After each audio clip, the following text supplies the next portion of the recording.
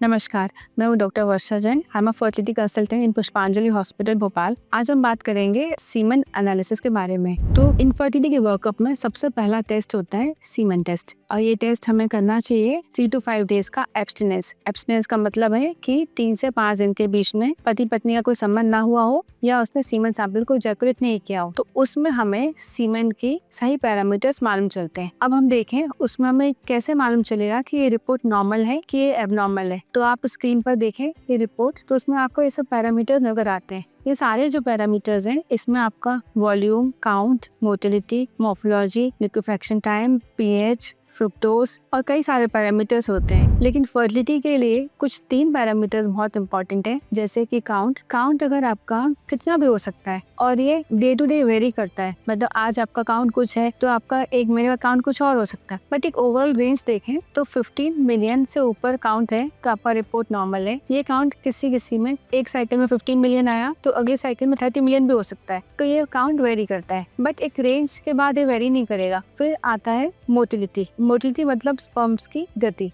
के 4 पैरामीटर हम देखते हैं, जिसमें से पहला पैरामीटर जो है वह है कि जो शुक्राणु बहुत तेज गति से चल रहे हैं और सीधा चल रहे हैं, उसको हम बोलते हैं प्रोग्रेसिव मोटाइल स्पर्म्स। और ये स्पर्म्स की मात्रा एटलीस्ट 32% होने से प्रेगनेंसी का चांस अच्छा होता है। मतलब हम उसको नॉर्मल सीमेन पैरामीटर में काउंट करते हैं। सबसे इम्पोर्टेंट जो एक और रिपोर्ट होती है वो होती है मॉर्फोलॉजी मतलब स्पर्म्स का आकार। तो आकार स्पर्म का इसलिए इम्पोर्टेंट है क्योंकि उस स्पर्म के हेड में स्पर्म का डीएनए है, और डीएनए की मात्रा उस स्पर्म में कितना % है वो उसका फर्टिलिटी पोटेंशियल बताती है। उसमें और भी चीजें होती हैं, जैसे उसका टेल डिफेक्ट, हेड डिफेक्ट, नेक डिफेक्ट। तो ये सारे पैरामीटर्स हमें देखने होते हैं। अगर आपके रिपोर्ट में इन तीनों में से कोई भी पैरामीटर कम है तो आपका रिपोर्ट एबनॉर्मल है और आपको फर्टिलिटी कंसल्टेंट को कंसल्ट करना है। धन्यवाद।